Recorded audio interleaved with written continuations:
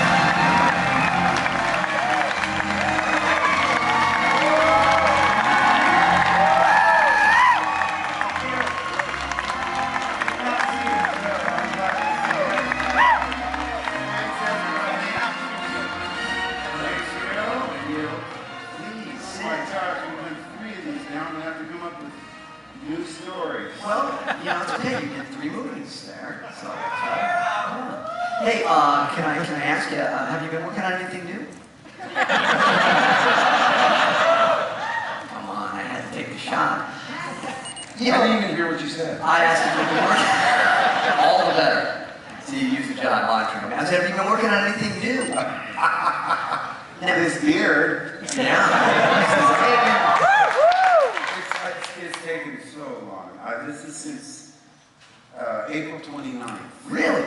So it just... It's forever. See, I thought I'd be clean shaven for this weekend. Yeah. And I sort of backtracked on the calendar. I thought, oh no, I'm not going to make it.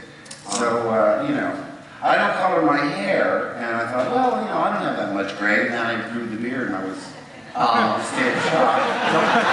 Mine is all white. I'm really Obi-Wan Kenobi. Yeah. Well, for any of the younger people that might be slightly alarmed, just tell them that I'm Luke's grandfather. I don't want to be frightened. And I just want to cover this a bit. I am such a fan of Star Wars, obviously. And the thing I loved about it was the first time I saw it in a drive-in theater in San Jose, California, back in '77. Drive-in theater, that great sound. Great sound quality. Little speaker. It was like a cell phone. No, I was surprised. I was amazed, and I was just engulfed in the story. And that's the beauty of movies, is when you get in there and you just dig down deep into that story. And the thing about that is when you don't know every aspect about it before you go in. It's like trailers give everything away nowadays. So I don't really think I want to know all that much. I just want to know, I'm glad you're in it.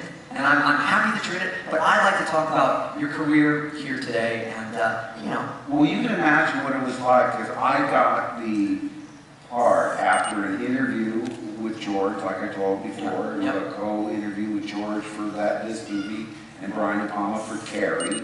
Then I got a scene in the mail, and we shot that on video. I did that with Harrison, who I knew from American Graffiti, so I recognized him. I thought, ooh, he knows George.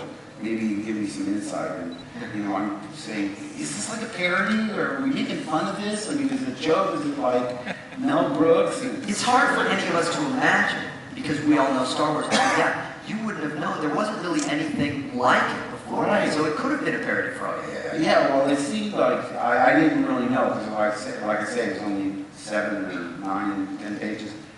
The experience that I'll never forget was, my agent said, you got the part, and they're going to send the script over. And I had this little 1-bedroom apartment at the ocean in Malibu, saved up all my TV and soap opera money, and had this place out at the beach to sit down and read that script. Yeah. wait a minute, I'm Luke in this thing? Because I thought when I did the screen test, Harrison looked like the leading man. I thought I was the sidekick.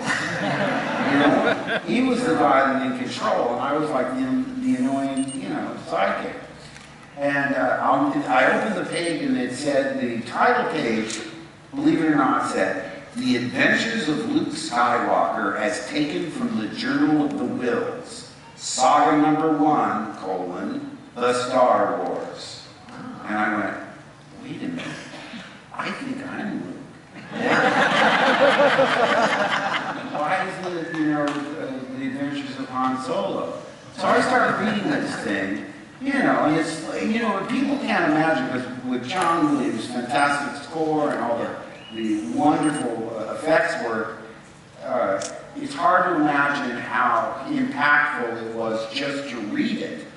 And it was. I mean, when I'm reading this thing, I went, holy moly, this is really floating cars and lightsabers and I never asked you about that, the lightsaber. I mean, it's commonplace for us now. Did that blow your mind at the time? Were you like, I can't wait to see how this guys look? What is this? Well, it's the beam of light, and you can cut all these things. And there was description enough in the text so that you sort of understood what was going on. But I'm telling you, I read it in an hour or two, and I went right back to the beginning and started reading again. But I was like, the wind was knocked out of me. I called my friend Jonathan Banana, and he worked at the LA Art Museum, and I said, look up every fantasy and science fiction movie since the original King Kong, and I want to see what the grosses were. And he said, why? I said, I just read something that I'll bet you anything is going to be just as popular as Planet of the Apes. And I meant the original one with Charlton Heston. Because the whole idea was, I knew my agent said, well, if this one's successful, then there's going to be a 2 and a 3. Although the numbering was confusing. It's like, episode 4, huh? Yeah. Looking under the couch cushions, maybe I lost the first part. That was the idea, is to get you, the idea was to make you feel like you'd come into it having missed a few chapters. Yeah, and again, kind of ahead of its time. And I remember saying to George, the very first day that Darth Vader entered, I wanted to be on set that day. I didn't work that day, but listen, it was so much more interesting to be on set than just being a tourist in London. So I said, I want to be there on the day that David comes through the wall. It was the big scene that we know. Yes, where he first comes through. Yeah. And because I loved the costume. I said to George, wow, it's cool. It's like Dr. Doom. Gave me a dirty look. There's influences. There's so many influences. It's pirate movies. It's cowboy movies. It's the Dam Busters. It's the Hidden Fortress. As we know, it's been, every element, put together makes it all, everything old is new again. But in any case, I remember during one of the breaks, I said to George on the day that Vader enters through that wall, and I said, aren't you going to cut to 2 guys saying, that's the Dark Lord, the Sith, Yeah, give you the exposition. He goes, no, we'll just play some scary music, he's all dressed in black, don't run us bad guy. What a model of brevity, of course. Anybody that dresses like that, there's something wrong. Yeah. Hey, how's it going? Yeah, exactly. Now, I don't know if you're aware of this, just a couple weeks ago, we celebrated the birthday of Star Wars. It was 37 years ago, just a couple weeks ago, that it all happened and it all began. How can that be true when I'm only 42? I don't know.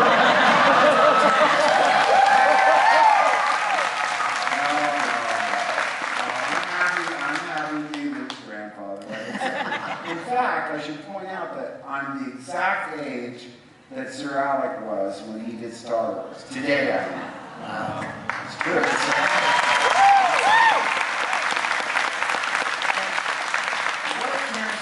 What a chemistry instantly with some characters that are, actors there, some characters that are droids, some are Wookiees, and you all just had this beautiful, wonderful chemistry. I loved it. There was a contrast, too, between, it seemed like all the bad guys had gone to Rada. You know, they'd gone to the Royal Academy of Dramatic Art. And the whole thing, those sorcerer's ways. Remember that guy? And my wife, I had met her, she was a dental hygienist, and I took her to see, I said, I did this movie called Star Wars, and she said, is it anything like Star Trek? And I'm like, yeah, exactly. Rather than explain, you know. And I'll never forget this. I mean, this is one of the reasons I love her so much. She's watching the scene, we call it the bad guys boardroom scene, and Richard Loppbaum in the chair has that line, you know, he's the skeptic. That line I just quoted. Lord, they think of sorcerer's ways, okay. She's, you know, everybody's riveted because it's, you know, you've had that great shot overhead, that usually really grabbed them. You've seen Darth Vader, Peter Cushing's involved, and so it's very gripping. And after Richard finished his line, she leaned over to me and went, "Bad cats." She's a dental hygienist. I probably should have said that at first. My point is, it's like, talk about your limited perspective. You know? For years now, we'll see Reds or whatever, and she'll say, "Oh, the dentistry in that was totally anachronistic." She really has used things from a dental point of view. From a certain point of view. I have so many family members, I'm surprised it's like a whole section. Yeah, it's actually I have most nieces of and the nephews, Diana and Mary and Bill and Joey and Emma and Evelyn and Connie and Nancy, my mother-in-law. Who am I leaving out? Bob. And I have my three children, Nathan, Griffin, and Chelsea.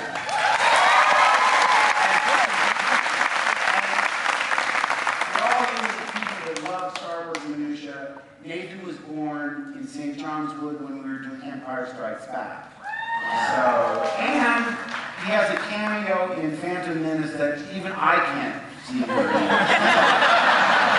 You know how they do that thing where they print like 12 people and they print Yeah. hundreds of people, and it's like, yeah, there he is. I've never seen it. Wow, that is great.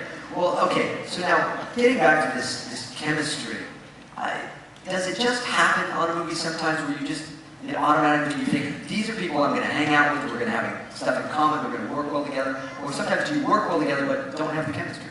Well, it's always different, you know, it's your job to fool people. So maybe you have someone that's playing your wife or your girlfriend and you just don't get along, but on camera, you have to do all those things with sense memory of, you know, with someone that you really do love. So actors really do their jobs well. I have to tell you though, with Carrie and Harrison and I, we just got along so well that we were doing things outside of the shooting. You know, we'd go out together and go to restaurants and so forth. And part of that was bonding because we were Americans, you know, in a foreign country, and we were all British. But, well, Carrie had gone to the Central School of Drama, so she had much more of an affinity for the British way of life. And in fact, in the movie, she said a little, I thought I recognized your stench. Remember? She had that sort of, you know, and we had, see, that was a line that really cracked me up. Yeah. I said, why would you go and talk about someone's body odor if you're trying to, you know, win them over? Don't mention anybody's foul stench. It doesn't really work well. That's a great one. Oh, yes. Look at that. That's very good. You know why it's like that? Because an explosion's just gone off. They would swim the set, you know, and fire these things off. So that was sort of a little reaction. I need to print that picture. That's great. Now, speaking of pictures, if I show you some images, can you just fill us in on Sure. Yeah, so let's see. We have some stuff here. Can we put something up here? Let's see what we got. This is a conversation with Mark.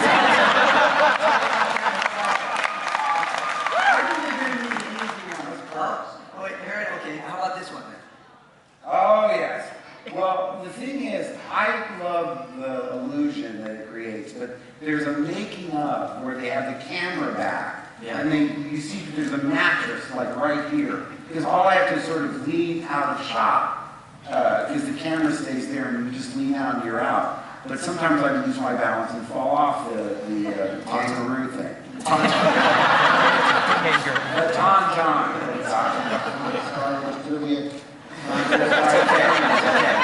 I just blanked on it. Of course it's a tauntaun. But they're good eating, you know. Yeah, It's tauntauns. I've been inside one. Yes.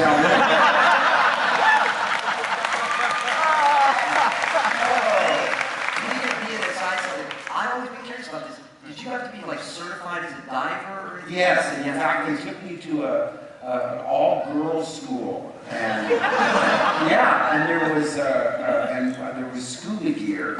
I said, I don't think it'll be a problem for me. They said, no, we want to make sure that you don't panic or anything. And so I got to go to this private girls' school, and they had this gigantic pool, swimming pool, and I think I loved it. I wanted to stay there for hours and hours, and then I came up one time, and up on the second floor, I mean, a whole classroom of kids had come out, all, 10 to 14-year-old girls, because there's some oddball yank in our pool. I was dressed better than that, but I remember when I got fitted for those oversized Pampers, I said, George, if you make an action figure of this, I'm going to come look at you.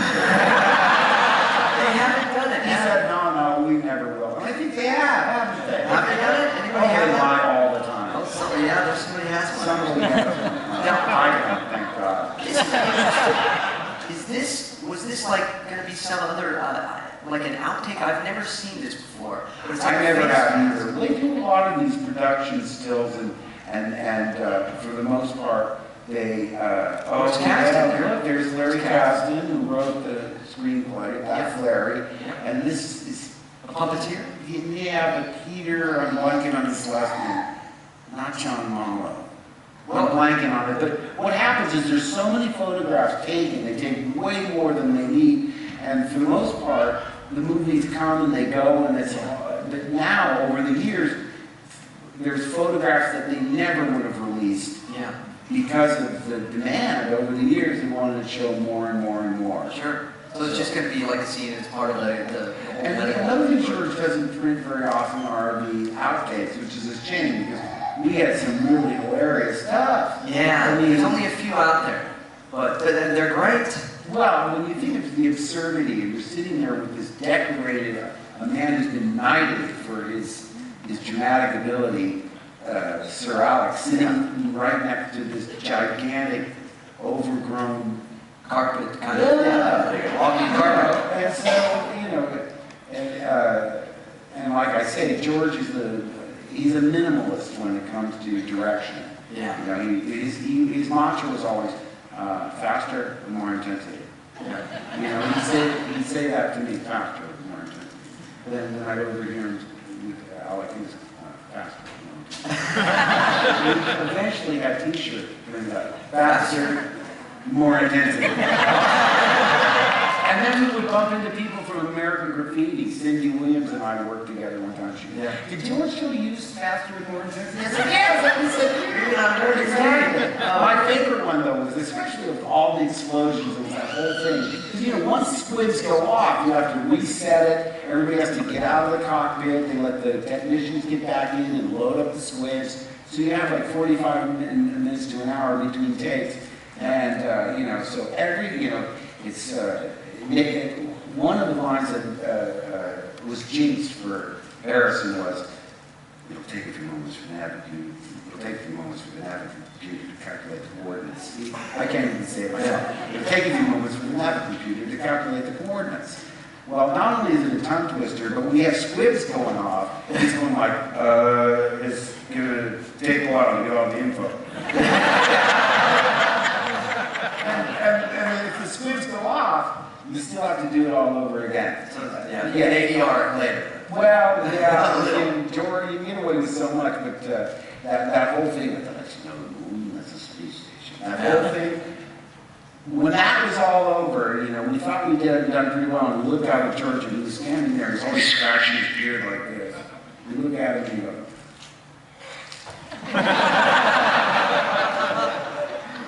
and when he sort of got it back together, he goes, let's do it again, but this time, do it better. Wow, that's the direction you want. Nominated for Best Director for sure. Do it better. These ones, we uncovered these. I love these because beautiful shot, isn't it? And he's so real. That's it. You know, looking into Yoda's eyes, he, from the very first day of rehearsal, I came in on a Saturday when they had the full, because we had done with the dummy Yoda, you know, the mouth was articulated, but the eyes and ears weren't.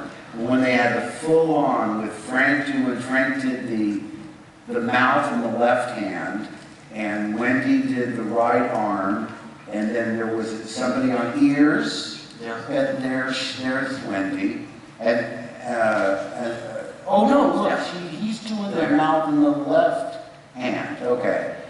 But like I say, that's and see, this was a picture they wouldn't let out for decades, you know.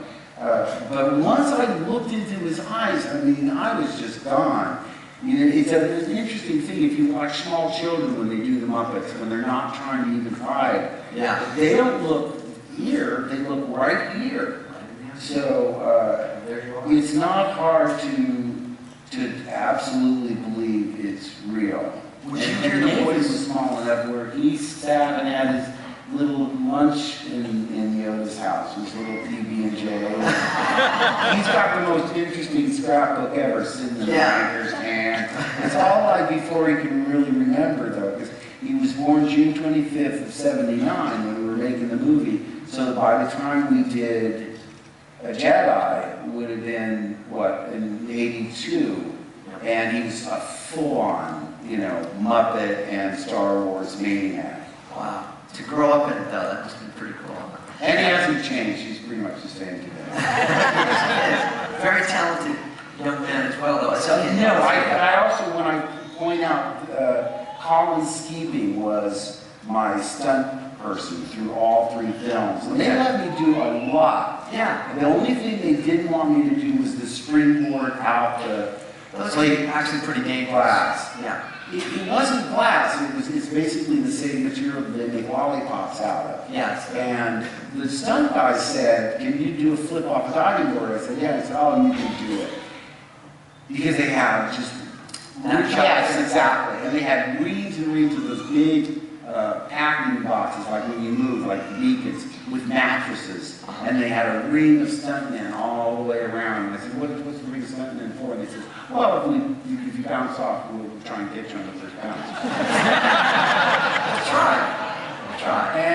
But the thing was, that shot right there is Colin, because, and I think he really deserves all the credit in the world, because I wanted to do it, but the insurance people said no. And you run, and there's a springboard, and so Mary Lou and I had him out for you know, a traditional Sunday dinner, and up the walk comes this young guy with red hair. I mean, unbelievable. Now he's sort of caught up to what he's supposed to look. I mean, in terms of his white hair, he's still got a very youthful energy. Well, wasn't that brilliant, though? Isn't that awesome that he got to play the part all those years apart, and then it fit just perfectly?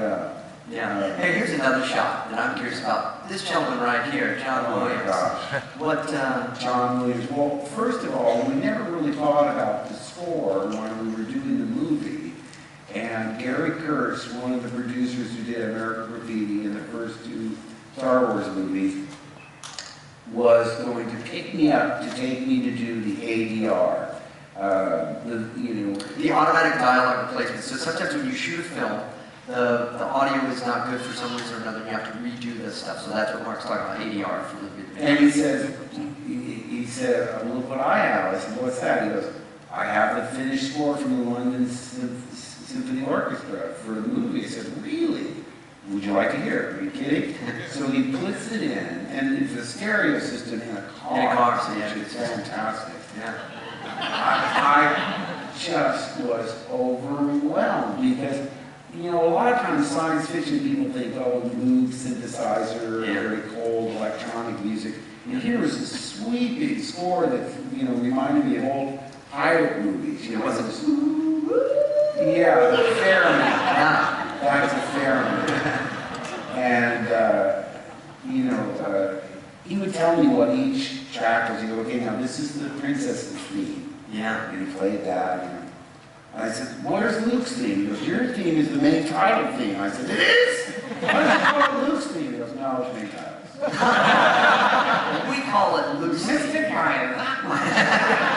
But, okay, listen, again, I have to say before we go off John Williams, you can't give him enough credit in terms of the overwhelming emotional resonance that movie has because of a full orchestra. It's been said like George Martin is to the Beatles, like the fifth Beatle. He was really another character in the film. Absolutely. Yeah. And the fact that he's going to do episodes 7 through 9.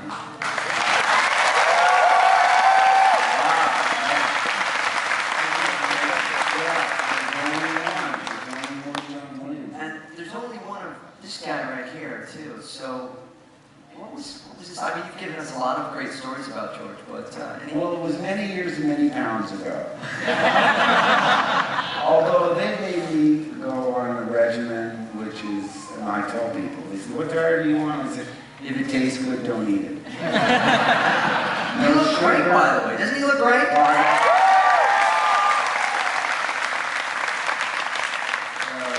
30 pounds since last summer. Wow. But no sugar, no carbs, no dairy, no fun. Same up. Although just on the Star Wars weekend, I've had popcorn.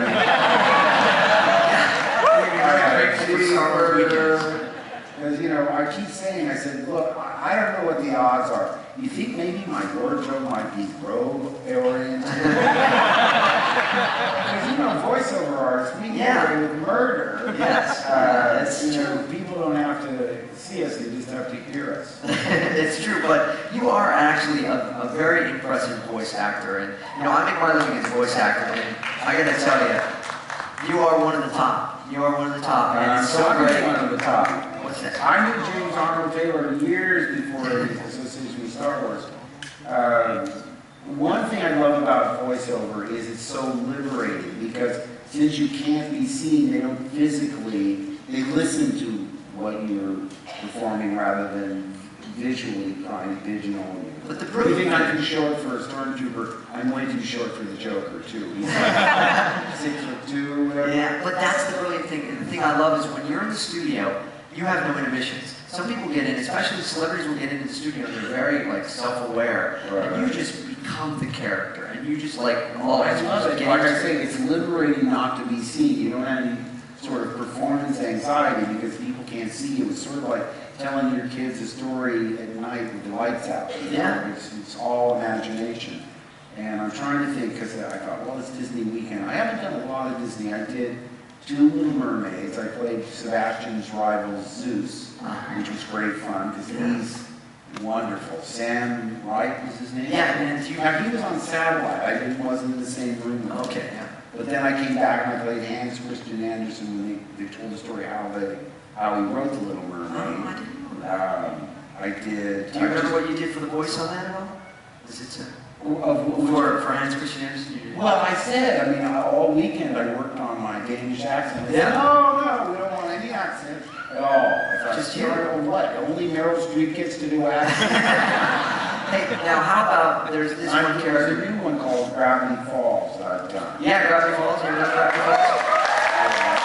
I haven't seen it, and I just did it, so it'll be probably about 6 months off. Regular show, right? Regular show. Regular show, now we're in our 6th season. Isn't that I awesome? tell you, I'm a terrible predictor of success because I read the script and I thought, 3 episodes and we're canceled. Because it was so strange. Yeah. It was so It's strange. a very strange show. I play skips, he's sort of unflappable, nothing gets him excited. That's not Luke Skywalker, come on. Well, I love Skips because nothing throws him whatsoever. And I remember after the first season, everyone said, fingers crossed for season 2. And I said, yes, and I'm so proud. I'm the only cartoon character that I know of with nipples. Normally they just don't draw them. Even Tarzan cartoons, he doesn't have that. So, happy Star Wars weekends, everybody. Hey, how about another character who always stays clothed? The Joker.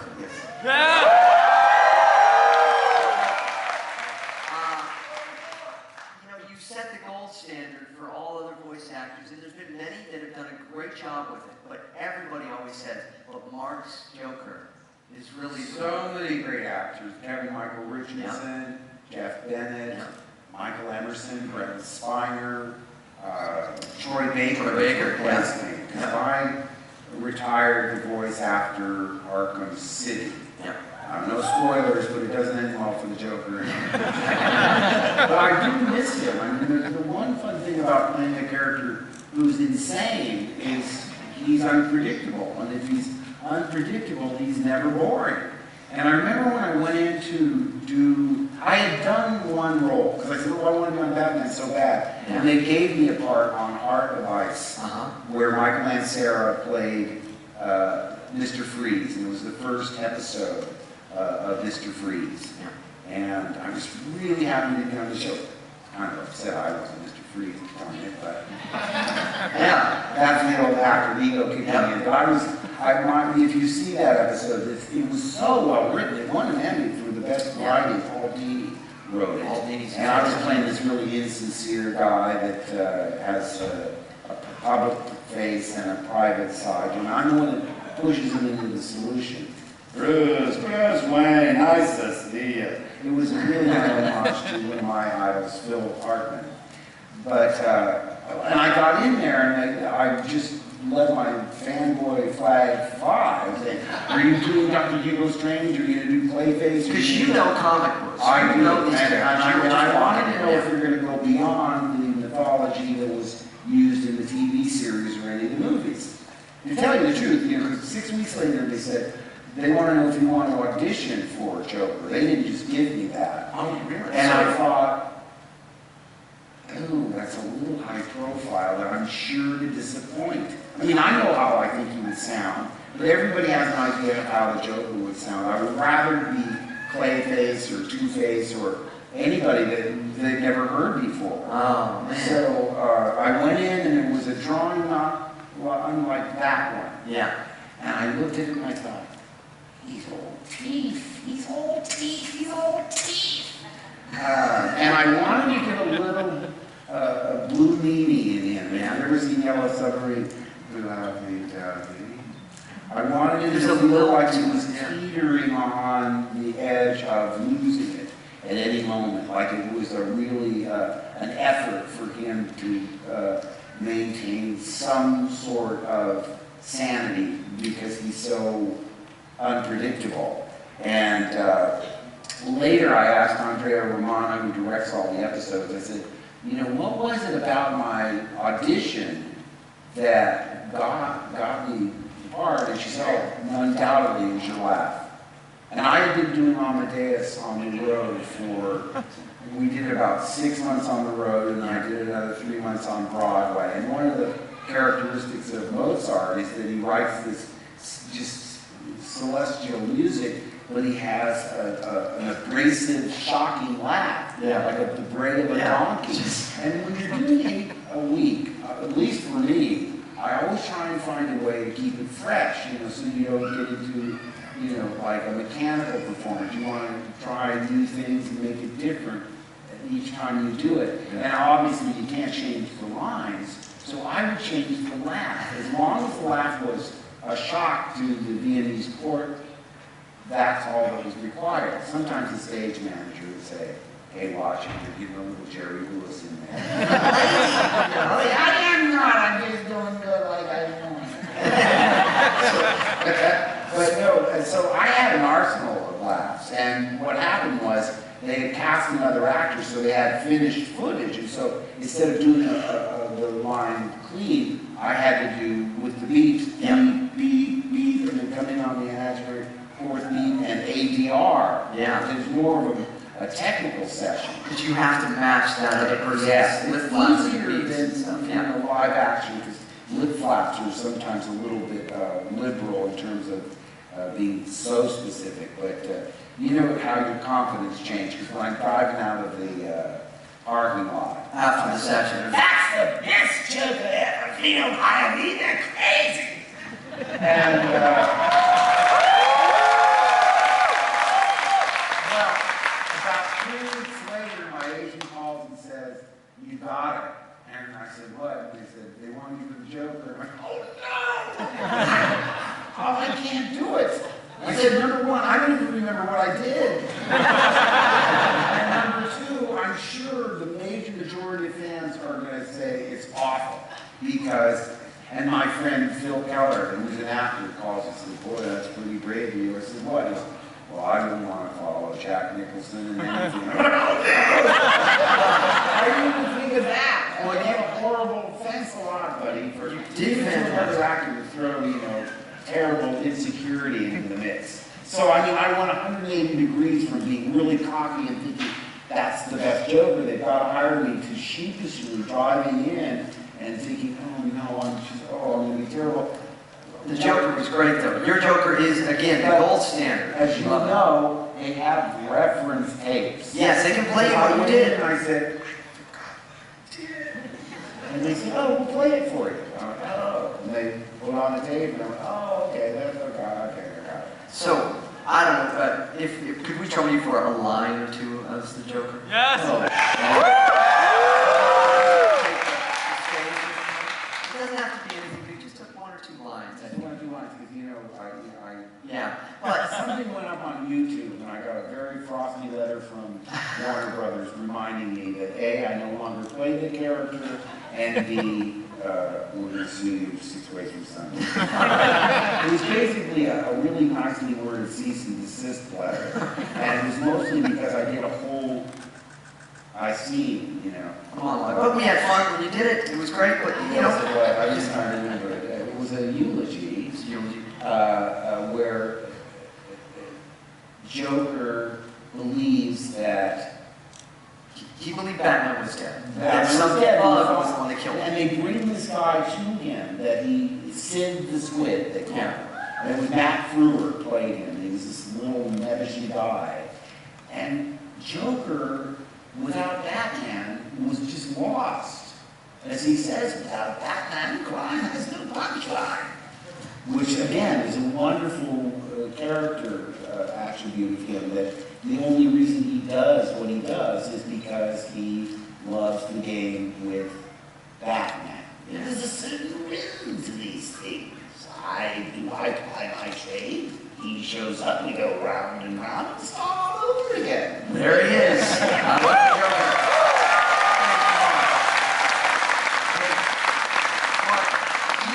Take some questions that we've had from hashtag Ask Hamill. By the way, if you are not following Mark Hamill on Twitter, you're insane. So let's see. Do we have his I have to thank my daughter Chelsea for that. She's my Twitter wrangler. She does it all. There it is. Okay, Okay, if you have a smartphone right now, you take it out and you go to your little Twitter and you go Hamill himself and you put it in there and you follow him because it's great. It's great. I love following you. I love seeing where you're at. I see all the fun pictures and all the fun that you do. It is fantastic. And tell everybody else to do it as well, okay? Because this is a great way to stay in touch with what you're doing. But we have been doing hashtag Ask Hamill and getting some questions. Do you mind if we take some of those? I have them here. Do we have them on the screen as well? If we do, go ahead and throw them up. But I know I have it here as Oh, well. and I should say, the person who's replaced me as the Joker is Troy Baker. Troy Baker. Yes, you said that. He's great. He's on the regular show as well. In fact, Roger Craig Smith did the young. He did Batman in the new one there with the young Troy, version. which is fantastic. I never thought I'd live long enough to have somebody play the young me. Give me a young Mark Hamill. I don't want that old buddy that. Okay, here's a question for you that I was interested in. Have you ever been awestruck by any actor or musician, a personal hero? What? Oh gosh, I mean the list is far too long. I went out for Henry Fonda's sitcom, and I sat down on the couch and I opened my mouth and went, just relax, I mean, come on. I didn't get the part, I mean, come on. I remember being on the same airplane as George Harrison. I was going to ask you if you had met any of the Beatles, yeah. And I said, God, I'm not going to bother. Because I walked past John on Columbus Avenue, and I remember thinking, one of the things he said he loved about New York is people left him alone. Yeah. So I said, don't go up to him, Mark, leave him alone. Just stare at him like a stalker. And so I sort of like a window shop. And I'd seen him a couple of times on my way to work, because we flew down Central Park West and he was right there, 72nd. But in any case, in this case, I thought, well, George is on the outside of the plane. I sent a note over with the stewardess saying, you know, thanks so much for the music, you meant more to me than I could say. And then the stewardess came over and she said, Mr. Harrison, hello there. And 33 and a third had just come out. I thought, well, be smart. Don't talk about the Beatles. Talk about his solo work. Yeah. I know how to work a sled. So I said, oh, I love Cracker Box. Oh, I mean, one of the things that so comes through your music is your humor. And I also praise the fact that he financed the Monty Python. Yeah. So, you know, I went on. And I mean, again, I was worried. When she said he could come over and meet him, I thought, I better test out my voice because, you know, I'm going to talk about this girl. But after I finished a minute and a half of praising him, he looked up and he said, you know, so that yourself. Well, I could have died and gone to heaven right there. And I did meet Ringo in a club in New York, and I never met Paul. So I've seen John, and I met Ringo, and I met George. And Ringo, when we got we were seated in this club where they had these pits, you know, these couches and so forth. Yeah. And so, you know, it wasn't like I went up to him. He came over with Barbara, his wife, and they sat down, and I went, Mark Hamill, oh, Ringo, I'm such a fan. I instinctively hugged him. Yeah. I didn't realize about 3 days earlier he'd been in a car accident. Oh, no. His ribs were taped up from the car accident. So he winced in pain. So there's my badge of honor. I physically hurt him. And so it changed. Now, by the way, I always ask permission, may I hug you? Don't look like a bit, but at least you guys. If you Did Ringo say, "The force is strong with you"? No, I had to take it. Come on. Okay, how much more fun was it playing a bad guy, Darth Bane, which you played on the Clone Wars, than when you played Luke Skywalker, the good guy? Is it fun to play? I love doing that part. I never saw it. Hey, we have the clip. Do we have the clip? Can we see it? You want to see it? Here, Mark Hamill as Darth Bane of the Clone Wars. Take a look at this.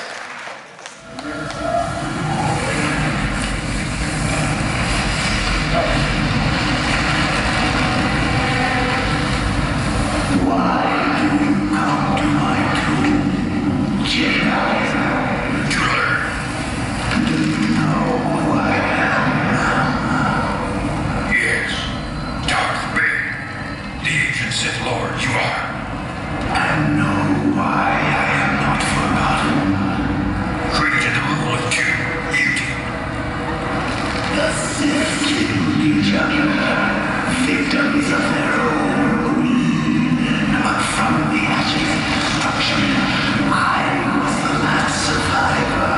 I chose to pass my knowledge on to only one.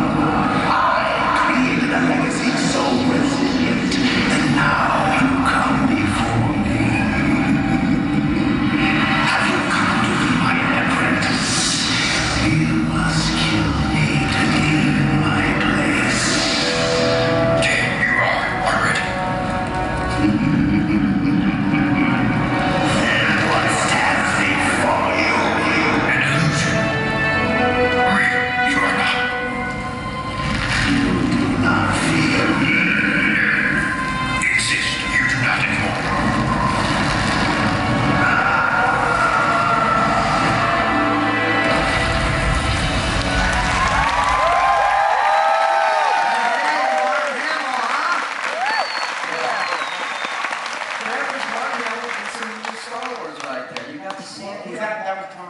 That's Tom Kane, and we'll be here next week. I just went and did it on myself. My son Nathan knew the history of Darth Bane because I didn't even really realize how he fit into the scheme of things. Oh. And, but I remember the very first time I read the first Star Wars, mispronouncing his name, I remember saying to my agent, who's playing